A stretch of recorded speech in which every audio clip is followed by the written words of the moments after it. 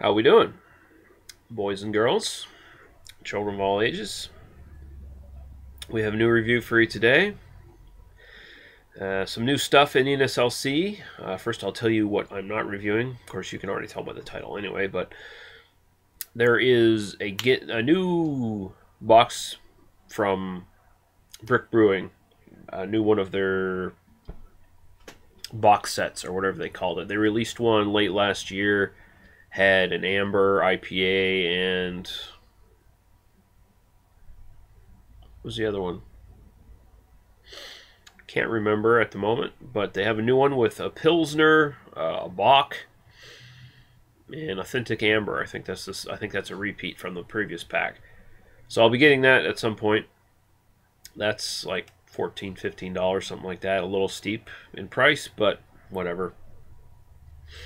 Also, there is Shipyard Export from Maine. I've already reviewed that. I had a bottle sent to me courtesy of Mad Max Star, which is good because I don't want to pay $16 for the 6-pack. That's what they're charging, which is fucking ridiculous.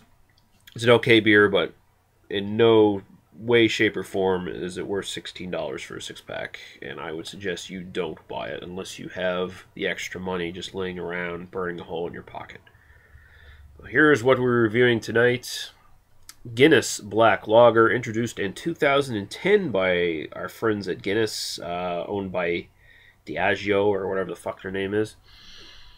This was apparently released as a sort of a marketing ploy towards younger males in their 30s to their 50s, making tons of money, looking for something better than your typical Euro lager, looking for something with a bit more maybe color, flavor, whatever.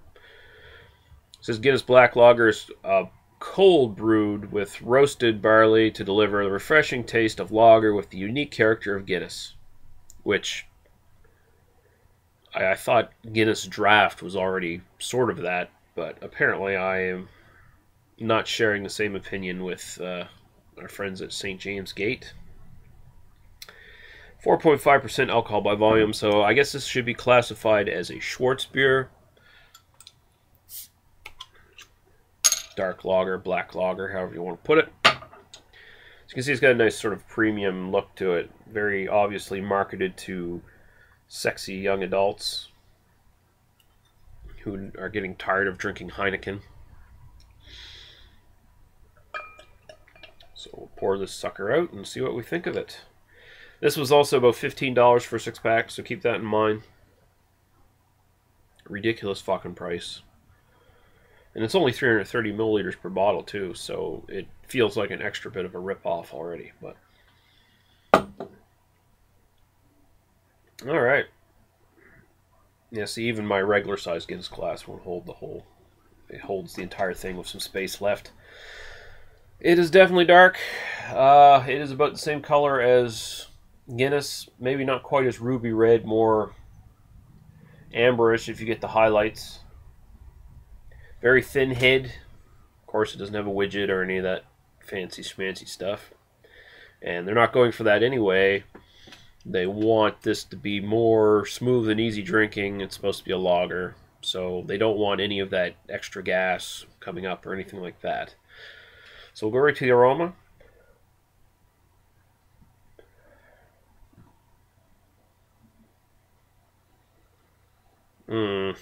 It definitely has sort of a typical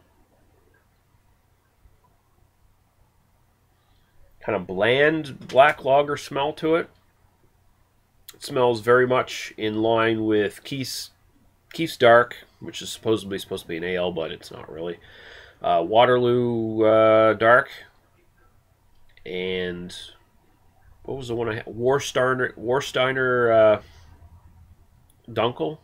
I believe that's what it was. Warsteiner Dunkel, or it smells a little bit better than the Warsteiner one.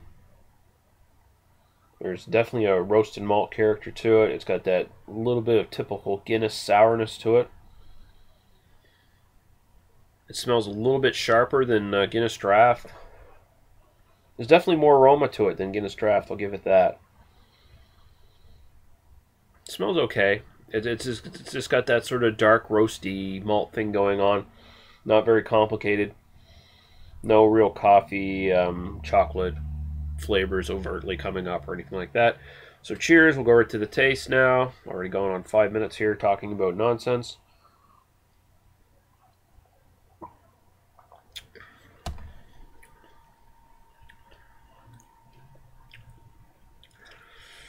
Ugh, it's not that good. First thing I'll say, it is very smooth, very watery, which is to be expected. It definitely has a very big roasty malt character to it. But honestly, with this sort of style, sort of Schwarzbier dark lager style, I kind of do want a bit more body than this. I'm not saying I want a stout or anything like that, but it's weird, the roasty character to this taste. It finishes off roasty, and then the lingering aftertaste is like almost metallic. I don't know what hops they're employing, or if any of them are actually coming through, and that's what I'm tasting.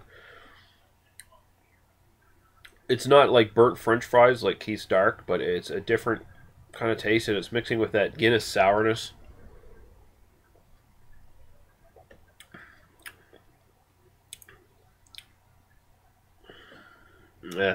It's not that good.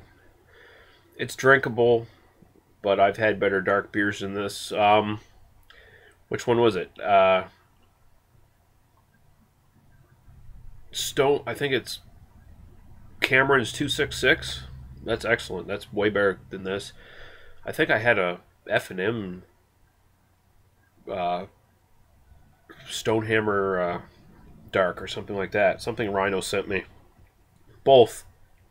If there was two different beers, I can't remember at the moment, but one of those dark ones I got from either Rhino or somebody, way better than this. This is maybe better than the Keith's Dark, but I dare say even the Warsteiner Premium and the